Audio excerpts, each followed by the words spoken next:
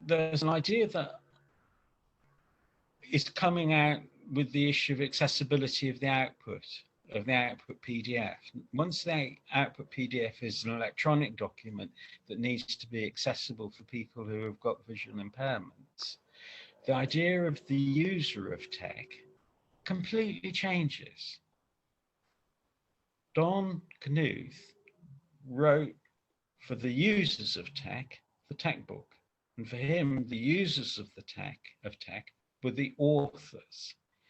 But tech now is part of a tool chain that produces PDF, and from the PDF, it produces an interactive electronic experience, which is something that was not in Don Knuth's thinking when he was writing. So to be user-focused now, when we're producing accessible PDFs, we have to say, who's the user? Well, there's the author, but the author is the author. The user is like the user of the web page we produce. It's the reader. So there's a big focus now on the reader because the document has become an interactive document. And that interactivity, the author is provided, become extremely important. And this will become a key issue when it comes to making documents that are authored in LaTeX accessible to people who have a visual impairment or are even totally blind. And I've been careful there not to even mention the word PDF, because for somebody who's totally blind, a PDF is not a visual medium, it's simply a delivery container. I'm going to throw in something else, which is that in web development, there's a new role developed, which is user experience. They ask for people who have expertise in user experience. And the issue of web development is divided up into a large number of roles, or at least specialities, just as system administration is divided up into roles, such as security and upgrades and databases. So web development has got user experience as a key role. And the focus, we have to talk with the people who have focus on user experience in order to deliver a good user experience, unless we're those people ourselves. So I'm interested when you said Leslie Lamport was author-centered. So I think that following on from that, wouldn't it be, I think it would be helpful for the tech community to again become author-centered, and also from the point of view of accessibility, user-centered.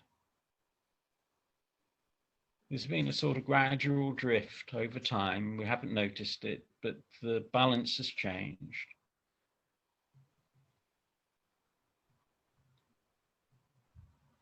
I'm stopping now. We could take a few minutes to take some breaths and figure out what we want to do with the rest of this conversation. I can cut this bit out.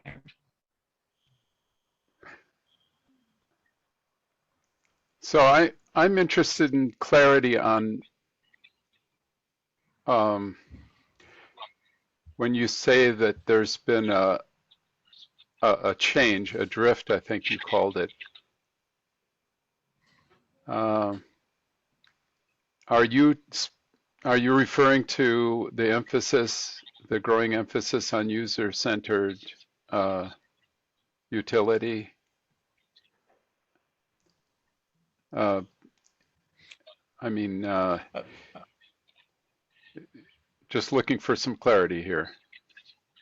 Yeah. Well, this is being recorded, but it's going to be cut out so that we want So what you'd like is some more clarity on what I was saying about user experience and stuff. Well, if that's the drift that you're referring to, because as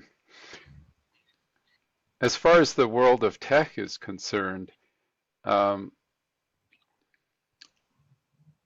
Lamport seemed to be, at least this is the message, the takeaway that I got from his talk. He seemed to be talking about making things more accessible to the author, to empowering the author of the document. And he didn't really touch on the impact that it might have on a reader, a consumer of the document that you're calling Okay. user. I've So got a way forward. But it does. I've got a way forward. I'm sorry. I've got a way. Can I suggest a way forward? Suggest conversation, which is that you talk for a bit about how you see the tech community has changed over the time, not just the tech community, but the context in which the tech community lives. I think that I might comment on the context, but frankly, in the past 10 years or even longer, you couldn't come to the you couldn't ask me to represent the tech community itself. I don't really feel like I've had enough contact with the tech community to be able to characterize the tech community. But the context is clear. And I can't help but think that the baton that TV Ramen picked up so many years ago, and I'm grateful to Nelson Beebe for reminding me who he was, his name, and what he did, because it was just terrific work. And he made accessibility to information by people who are blind or visually impaired. He made that the centerpiece of his work, and he did it very well, and he was able to discuss what he did quite well. Yeah, but that was years ago. Okay, so I can't recall the exact year, but there was a point in time when I was asked by SoftQuad, which was based in Toronto, and an advocate of the SGML, Standard Generalized Markup Language, in the marketplace, to represent SoftQuad at this conference that was being sponsored by the firm in New Jersey that created recordings for the blind. And they were in the business of taking books of all kinds and recording them to audio so that people who were visually impaired could have the benefit of that experience. And this predated it predated audiobooks. It predated so much of that world by so many years. We're getting an echo, Jonathan. You can help yourself by muting yourself.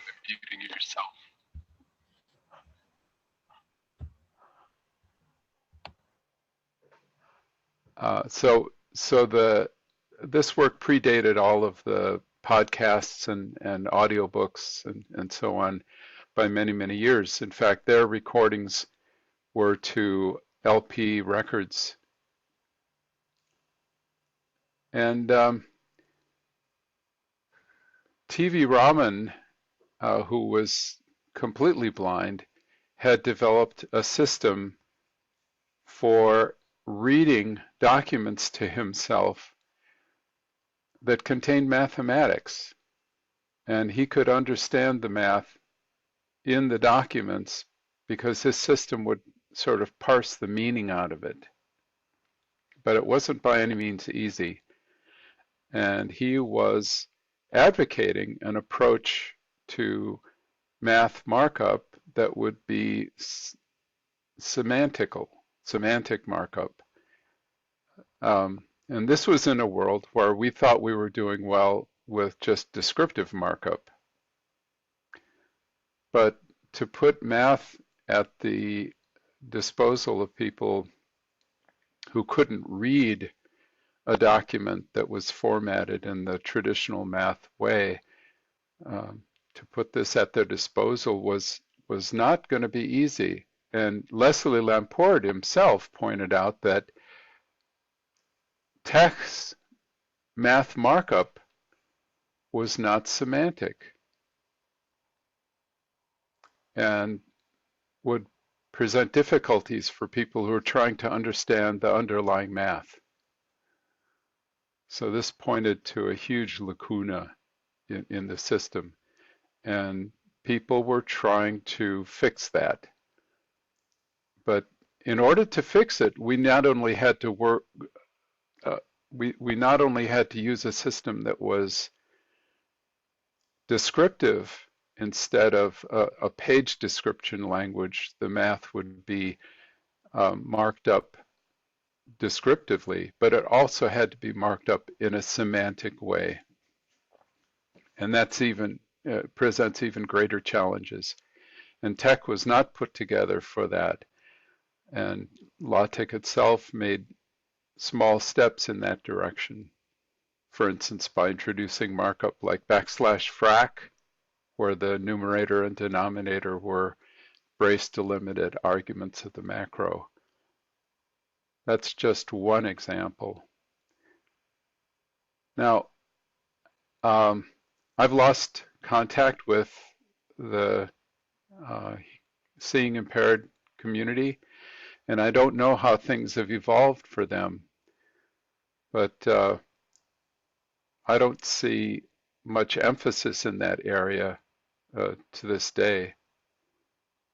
And at the same time, semantic markup of math would allow people to write the math in that mode and convert those math markup documents into computer programs.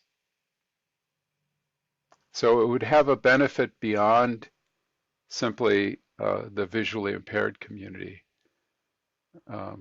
It would be remarkably marvelous to be able to write a document that expressed mathematical relationships that could then be used both to present that information visually in traditional typeset mathematics, but also derive computer programming code from those same documents that would represent a realization of those mathematical expressions in algorithms.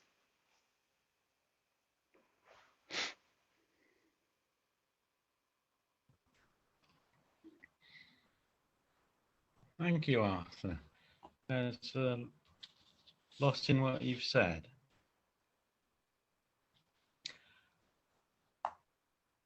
I worked at the Open University until I retired about 3 years ago, and I was the LaTeX officer there. And as a result, had a lot to do. I came into contact a lot with math accessibility.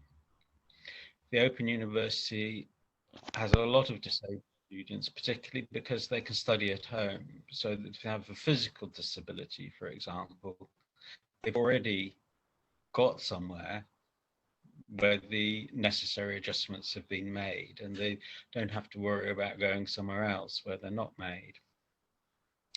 And because it's a, so to speak, a technologically distance learning environment, they have lots of resources. They have an Institute for Educational Technology that does all this sort of research.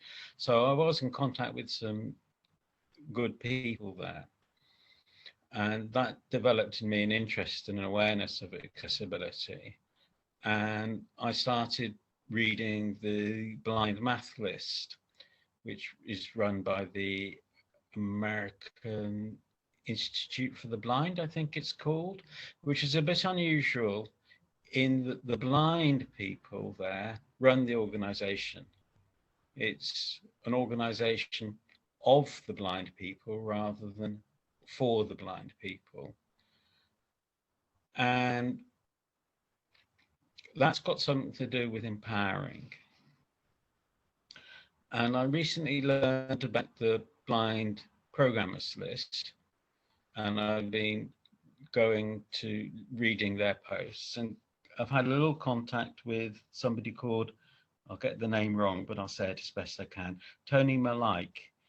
That's Malyk, and he has developed extensions for the NVDA screen reader that allows him, for example, to read Reddit.